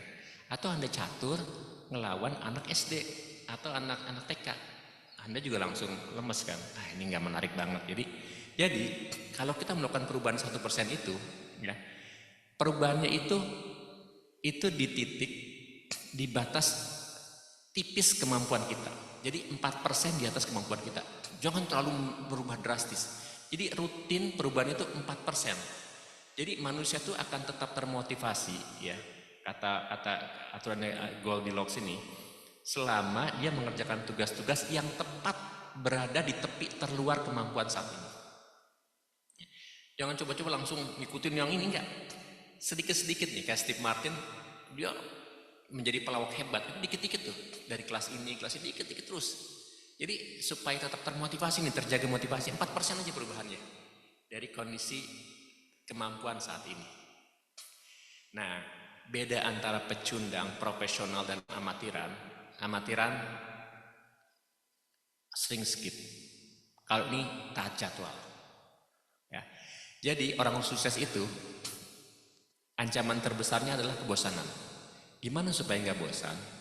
Jadi orang sukses itu katanya orang yang selalu punya cara untuk datang ke gym, datang kemana, mau latihan, dia harus cari cara. Jadi bedanya amatir sama ini, nanti kita di loop tracker, udah kita nggak usah fokus ke yang lain, kita fokus ke yang loop tracker aja nih, taat jadwal kita ini, ya. Taati jadwal yang kita ini seperti apa, nanti kita lihat ya. Udah ini kita akan sukses. Itu udah di on the right track, kira-kira gitu. Tentu saja dan sungguh akan kami berikan cobaan kepadamu dengan sedikit ketakutan, kelaparan, kekurangan, ini semuanya nanti dalam proses di lembah kekecewaan itu kita harus bersabar dan berikanlah berita gembira kepada orang-orang yang sabar. Satu lagi yang terakhir, dia namanya the magic of career based effort. Jadi career based effort itu sama konsepnya, kita harus punya sebuah catatan yang untuk meningkatkan 1%-nya itu. Kalau dulu yang Pat Riley ini, yang dari basket Lakers, dari juara kemudian gagal masuk ke NBA, dia cuma setiap pemain harus punya setiap pertandingan, mau itu dia pertandingan apapun, harus 1% ada perbaikan, baru akan dihitung nilainya. Terus dikumpulin perbuatan namanya kepahlawanan kecil. Kita juga harus punya kepahlawanan kecil di loop habit tracker kita. Ini lanjut. Nah, nanti di over mental block nanti dibahas aja lah. Nah, ini sedikit loop tracker kita ya. Saya coba ini ya, saya share sedikit ya, bentar teman-teman. Dan saya stop dulu yang ini. Stop dulu, saya pindah ke ini saya.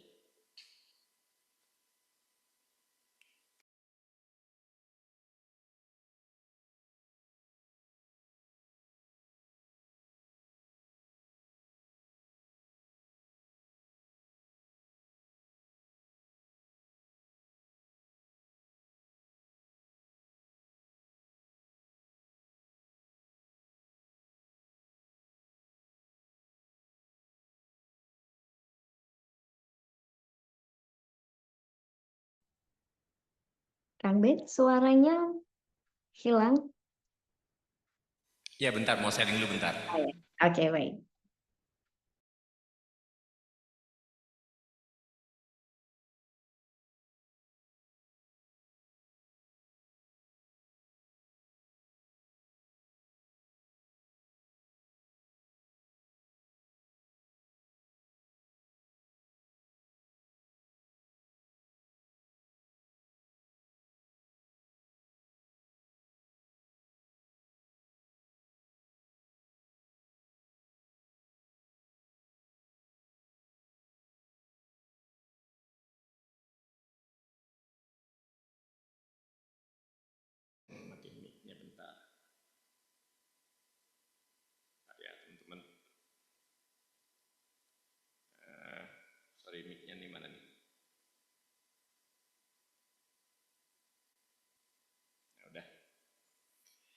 Ini contoh loop tracker ya.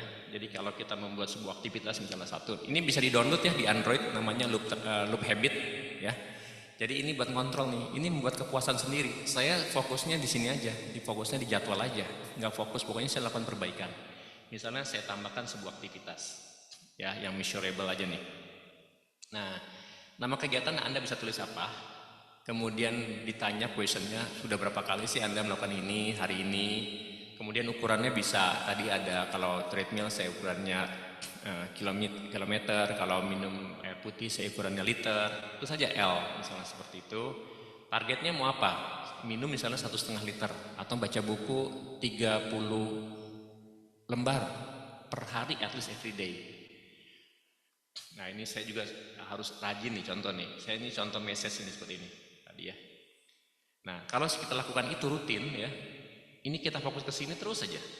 Jadi tadi itu beda pecundang sama pemenang, itu adalah pemenang taat jadwal.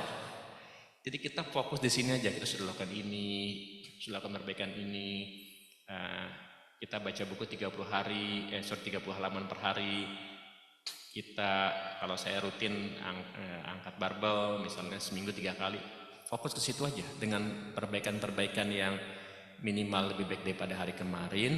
Dan kalau kata Goldilocks, jangan lepas 4% dari batas tepi kemampuan kita saat ini.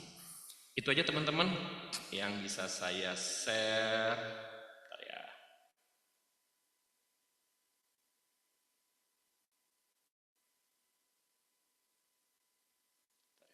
Saya keluar dulu.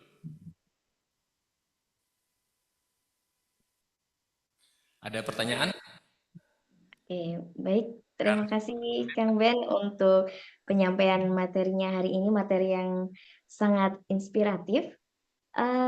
Kita buka sesi tanya jawab Kang Ben untuk satu penanya.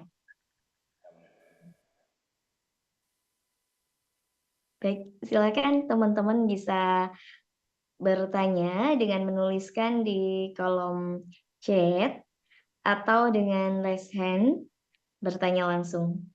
Silakan.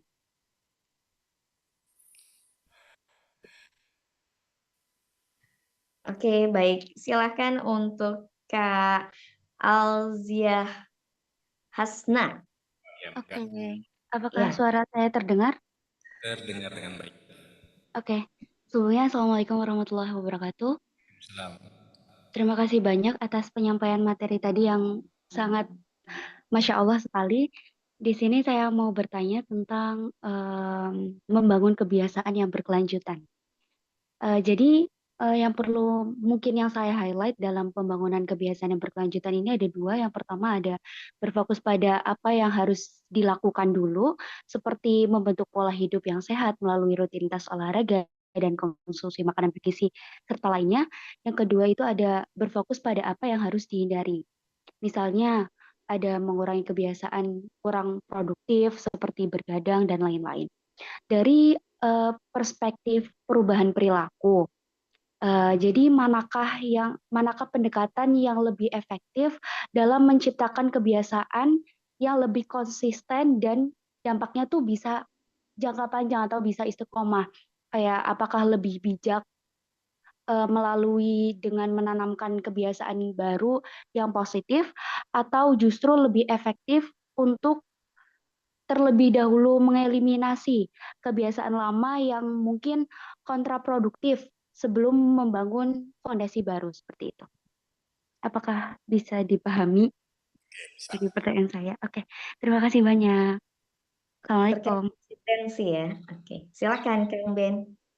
Jadi otak kita itu selalu mencari cara di algoritmanya ya, mencari cara jalur tercepat. Jadi kalau misalnya kita membuka jalur baru ke sebuah pendakian, jalur setapaknya ini yang lama nggak dipakai, maka akan tumbuh rumput-rumput. Sehingga jalur jejak-jejaknya itu otomatis lama-lama makin redup, makin tidak terlihat. Kalau kita membentuk yang jalur baru, kita lakukan secara rutin, maka otak kita membentuk peta baru tersebut, membentuk jalan baru tersebut. Semakin kita injak jejak itu, semakin jalur setapaknya itu tidak ditumbuhi rumput. Jadi untuk membentuk sebuah kebiasaan, yang pertama itu identifikasi ya. Anda mau kemana dulu, pertama. Terus yang kedua, yang tadi itu, identitas itu penting banget lah. Kita seorang pelari, mau jadi seorang atlet. Kalau saya ngomong saya adalah seorang atlet, saya seorang yang, misalnya gini, identitas saya adalah seorang yang tidak gampang menyerah. Itu membentuk identitas Anda dulu. Jadi sebaiknya melakukan identitas. Nah, kemudian untuk yang berkepanjangan tadi itu, harus punya tadi ya. Loop habit itu harus punya. Itu membuat sesuatu yang saya sendiri luar biasa merasakan eh, berkepanjangan. Dan yang berikutnya tadi itu, jangan berharap perubahan mendadak. Cukup dengan teori Goldilocks itu, bahwa perubahannya itu cukup 4% aja. Sedikit aja. Kalau kata Nabi ya, sedikit kecil-kecil, tapi berkelanjutan. Kalau Anda terlalu besar, bisa frustasi. Ya. Jadi, mana yang didahulukan menghilangkan kebiasaan buruk atau baik? Kalau kebiasaan buruknya itu tidak terlihat, tidak ada petunjuknya, maka di jalur otak akan lemas sendiri. Supir taksi itu di hipokampusnya, di bagian otak geospasialnya, itu kuat banget, lebih besar daripada yang lain. Selama dia jadi supir taksi. Ketika dia supir taksi itu tidak jadi supir taksi lagi, ya, maka bagian hipokampus yang spasial itu akan mengecil sendiri. Jadi otak itu mengalami plasticity, mengalami perkembangan dan juga mengalami pengerutan kalau kita tidak gunakan. Jadi kalau kebiasaan itu kita tidak lihat tadi, tidak invisible dan kita buat susah, ya. Dulu ada namanya seseorang Roger Fisher. Roger Fisher itu pilot perang dunia kedua. Kemudian dia membuat kuliah di Harvard, buat Harvard Negotiation Project. Dia terlibat dalam untuk bagaimana menghindari perang nuklir. Supaya jangan terjadi perang nuklir, bilang begini, seseorang harus merasakan dulu tuh, supaya susahnya minta ampun memencet sandi nuklir. Jadi taruh sandi nuklirnya itu di jantung seseorang asisten presiden. Kalau presiden mau melakukan sesuatu yang membunuh orang di luar sana, dia harus merasakan bagaimana susahnya. Susahnya adalah melek dulu, ya, jantungnya, asistennya terbunuh dulu, kemudian lihat kata sandinya, baru dia mencet tombol untuk nuklir. Jadi buat yang tidak baik itu sesusah mungkin, ya, sesusah mungkin. Jadi kalau misalnya tadi itu seperti Victor Hugo itu, ya udah dibuat susah, bajunya itu dijauh-jauhin aja udah. Kalau Anda mau gak terganggu sama media sosial, ya sudah. Screen time-nya misalnya di wifi Anda jam 9 mati, dicabut aja powernya. Atau handphone Anda pindahin ke ruangan lain, itu juga lebih mudah, gitu kira-kira. Jadi kalau yang duluan otomatis kebiasaan buruk akan hilang kalau tidak digunakan. Itu ya, cukup menjawab. Cukup, alhamdulillah. Terima kasih banyak. Terima kasih Kang Ben atas jawabannya dan atas penyampaian materinya hari ini, sudah berbagi dengan kami semua materi yang sangat keren, yang ini sangat bermanfaat bagi kita semua ya teman-teman. Dan karena keterbatasan waktu, sehingga mohon maaf teman-teman yang belum punya kesempatan untuk bertanya. Semoga nanti bisa next kita ada sesi kelas lagi dengan Kang Ben. Terima kasih Kang Ben untuk kehadirannya dan sudah menyempatkan waktunya malam hari ini. Luar biasa. Mbak sebentar, nanti yang jawaban yang overthinking dari Mbak siapa tadi? Oh iya, baik-baik. Mungkin saya Oke, baik-baik. ya, di kelas yang lain aja deh, di kelas mental health ya. Oke, siap-siap. Dari penanyanya Mas Chandra. Oke, kita akan, insya Allah kita akan buat kelas sesi mental health. Ya, baik. Oke, terima kasih Kang Ben sekali lagi dan teman-teman semuanya sudah hadir di webinar malam hari ini. Dan untuk door prize-nya nanti akan kita share di grup WhatsApp. Jadi silakan teman-teman tetap pantau grupnya. Dan mungkin untuk salah satu bocoran untuk door prize pertama ini diberikan untuk Kak Aza ya, penanya tadi penanya teraktif. Oke, peserta paling aktif. Oke.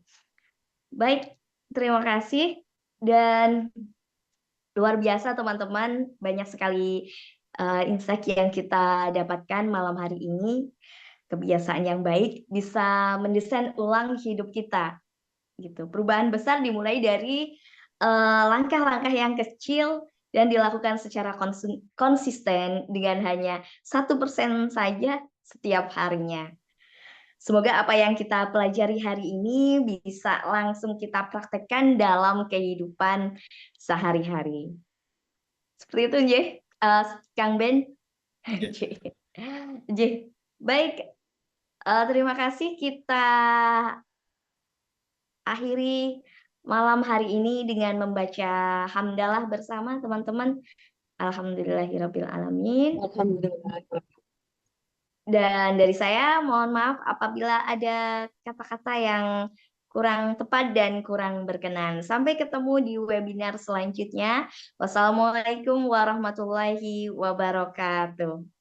Waalaikumsalam.